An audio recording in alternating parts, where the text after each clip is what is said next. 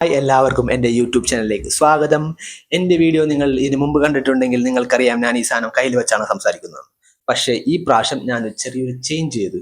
ഈ സാധനം ഞാനൊരു സ്റ്റാൻഡിലാക്കി സംസാരിക്കാൻ പോകുന്നതാണ്. ഇനി മുതൽ എപ്പോഴും ഞാൻ ഈ സാധനം സ്റ്റാൻഡിലാക്കി ആയിരിക്കും സംസാരിക്കാൻ പോകുന്നത്. ഈ ഒരു കാര്യം ഞാൻ നേരത്തെ ഒരു വീഡിയോയിൽ പറഞ്ഞതാണ്.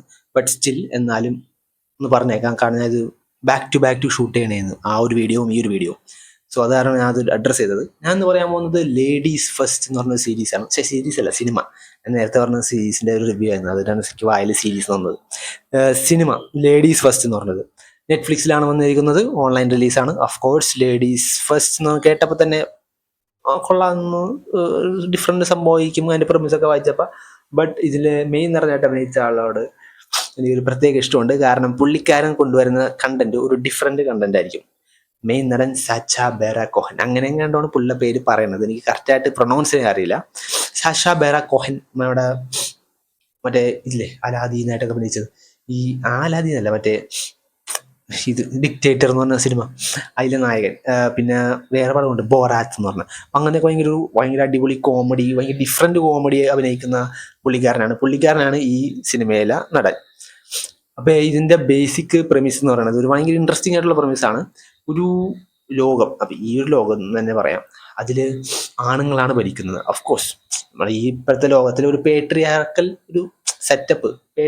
സെറ്റപ്പാണ്. ആണുങ്ങളാണ് മെയിൻ, പെണ്ണുങ്ങൾ ആവശ്യമില്ല. ബട്ട് ഉണ്ടാക്കേണ്ടി വരുന്നു. കാരണം അല്ലെങ്കിൽ പെണ്ണുങ്ങളുടെ കുറേ പ്രശ്നം ഉണ്ടാകുമെന്ന് വിചാരിച്ച് ഒരു പെണ്ണിനെ സെക്രട്ടറി ആയിട്ടല്ല, ഒരു മെയിൻ ഓഫീസറായിട്ട് നിയമിക്കുന്നു. പക്ഷെ ഒരു ഇതിനു വേണ്ടി ആ പെണ്ണിൻ്റെ ഇതൊന്നും കണ്ടിട്ടല്ല. ജസ്റ്റ് ഒരു minute, coming back to the video. അപ്പോൾ ആ മെയിൻ നടിയുടെ ഒരു കഴിവൊന്നും കണ്ടിട്ടല്ല, ജസ്റ്റ് ആ പെണ്ണിൻ്റെ ഒരു വുമൺ റെപ്രസെൻറ്റേഷൻ വേണമെന്ന് കരുതി ആ പെണ്ണ് അപ്പോയിന്റ് ചെയ്യുന്നു. എന്നിട്ട് ആ പെണ്ണ് അറിഞ്ഞിട്ട് ആ പെണ്ണ് ആ ജോലി ക്വിറ്റ് ചെയ്യുന്നു. അത്ര എനിക്ക് പറയാൻ പറ്റുള്ളൂ. എന്നിട്ട് ഇയാള് ആ ഒരു പെണ്ണിനെ കുറ്റം പറയുന്ന സമയത്ത് അയാളുടെ ബോധം കെടുന്നു. ഒരു തലയിലെന്തോ ഇടിച്ചിട്ട് അയാളുടെ ബോധം കെടുന്നു. എനിക്ക് ഫുള്ളായിട്ട് ക്ലിയർ ആയിട്ട് പറയാൻ പറ്റില്ല, കാരണം സ്പോയിലർ ആയി പോകും. എന്നിട്ട് പുള്ളി എഴുന്നേൽക്കുമ്പോൾ അവിടെയാണ് ചേഞ്ച്. എഴുന്നേൽക്കുമ്പോൾ പുള്ളി വരുന്ന ലോകം ഫുള്ളും മാറി.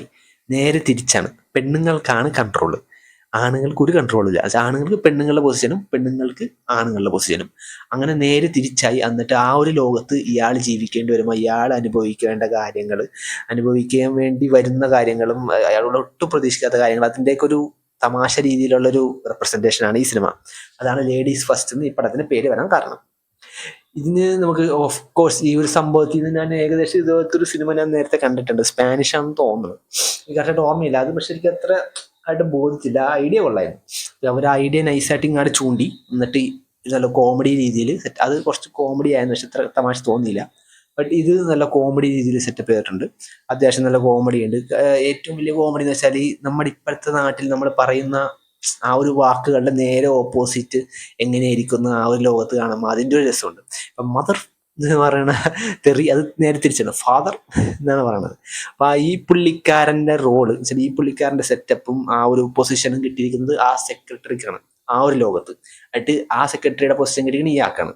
അപ്പം ഇയാളുടെ ലോകത്തിൽ മെയിനായിട്ട് ഇരിക്കുന്ന ആള് ആ ലോകത്തിൽ നേരെ താഴെ, ഇയാളുടെ ലോകത്തിൽ ഏറ്റവും താഴെ നിൽക്കുന്ന ഒരു സ്ത്രീ അവരുടെ ലോകത്തിൽ ഏറ്റവും മുകളിലാണ്. സോ ഈ ഒരു ഡൈനാമിക് ചേഞ്ചും അതിൻ്റെ ഒരു രസവും അതിൻ്റെ ഒരു കോമഡിയും അതൊക്കെയാണ് ഈ സിനിമയുടെ ഏറ്റവും വലിയൊരു പ്ലസ് പോയിന്റ്. പിന്നെ ഈ സ്റ്റോറിയിൽ പറയുന്ന കോമഡിക്കൊപ്പം ഓരോ ഡയലോഗിലും നമുക്ക് ചിന്തിക്കാനുള്ള ഒരു സംഭവം കൂടിയുണ്ട്. കാരണം പുള്ളിക്കാരൻ കടന്നു പോകേണ്ടി വന്ന കുറേ സിറ്റുവേഷൻസ് ശരിക്കും നേരെ തിരിച്ചാണ് നമ്മളത് ചിന്തിക്കുന്നത്. കാരണം ഈ ഒരു സ്റ്റേജിൽ ശരിക്കും സ്ത്രീ ആയിരുന്നെങ്കിൽ അവർ ഇതൊക്കെ കടന്നു പോകേണ്ടിയിരിക്കുന്നു. എന്നിട്ട് കുറേ നമുക്ക് സങ്കടം തോന്നുന്ന കുറച്ച് കാര്യങ്ങളാണ്. ആ ഒരു ഇങ്ങനെ ജോലി കിട്ടാൻ വേണ്ടി ഇങ്ങനെ ചെയ്യേണ്ടി വരുന്നു എന്നൊക്കെ, അതൊക്കെ റിയാലിറ്റിയാണ്. അപ്പം ആ ഒരു റിയാലിറ്റീനെ ഡെഫിനറ്റ്ലി ഈ പടത്തിൽ നന്നായിട്ട് റെപ്രസെൻ്റ് ചെയ്തിട്ടുണ്ട്. അതും ഒരു കോമഡി പാക്കേജിലാണ് റെപ്രസെൻ്റ് ചെയ്തേക്കുന്നത്. ബട്ട് സ്റ്റിൽ ഒരു സിനിമ എന്ന രീതിയിൽ ഈ സിനിമ ഒരു ആവറേജ് ആയിട്ട് ഞാൻ പറയുള്ളൂ. കോമഡി കുറച്ചൊക്കെ വർക്കായുള്ളൂ, മെജോറിറ്റി ഓഫ് വർക്കായില്ല. ബട്ട് ഡെഫിനറ്റ്ലി ഒരു ഡിഫറെൻറ്റ് സബ്ജക്റ്റാണ്, ഇതുവരെയും കേൾക്കാത്തൊരു സബ്ജക്റ്റാണ്. ഞാൻ 2 പ്രാവശ്യം കണ്ടിട്ടുണ്ട്, ഇതും കൂട്ടി 2 പ്രാവശ്യം കണ്ടിട്ടുണ്ട്. ബട്ട് സ്റ്റിൽ എല്ലാവരും കാണേണ്ട ഒരു ഡിഫറെൻ്റ് ഉള്ളൊരു ടോപ്പിക്കാണ്. ആൻഡ് പുള്ളിയുടെ ഒരു ചാമും ആ ഒരു കോമഡിയും ഈ സിനിമയിലും വർക്കായിട്ടുണ്ട്. അതിനപ്പുറമല്ലാതെ ഒരു വൺ ടൈം വാച്ചബിളായിട്ട് എനിക്ക് ഈ പടം ഫീൽ ചെയ്തുള്ളൂ. ഇവൻ ദോ അതിൻ്റെ ടോപ്പിക് ഡിഫറെൻ്റ് ആണ്, എൻ്റെ ടോപ്പിക് ഇൻട്രസ്റ്റിംഗ് ആണ്, ഓരോ കോമഡി നമുക്ക് ചിന്തിക്കാനുണ്ട്. എന്നാലും ലൈക്ക് സ്റ്റിൽ പുള്ളിയുടെ പടങ്ങൾക്ക് എത്തേണ്ട ആ ഒരു ക്വാളിറ്റി അത്ര എത്തിയില്ല. ലൈക്ക് ബോറാറ്റ് ആണെങ്കിലും നമ്മുടെ ഡിക്റ്റേറ്റർ ആണെങ്കിലും അത്രയും ലെവലൊന്നും എത്തിയില്ല. ഇൻ ടേംസ് ഓഫ് കോമഡി ആണെങ്കിലും ആ ഒരു ടോപ്പിക് ഡിസ്കസ് ചെയ്യാൻ അങ്ങനെ ഒരു ആക്ഷേപഹാസ്യമാണ് പുള്ളിയുടെ മെയിൻ കാര്യം. അത് പുള്ളി ഇതിലും ആണ് പുള്ളി അത് കാണിച്ചേക്കുന്നത്. ബട്ട് അന്നത്തെ പോലത്തെ അത്ര എഫക്റ്റ് ഇന്ന് വരുന്നില്ല. ആൻഡ് പ്രായമായി, എല്ലാവർക്കും പ്രായമായി, ആ ഒരു വൈബ് പണ്ടത്തെ പോലെ ഇന്നില്ല. But definitely worth watch, one time watch definitely ആണ്. ആൻഡ് യാ, അത്രേ ഉള്ളൂ. So thank you for watching.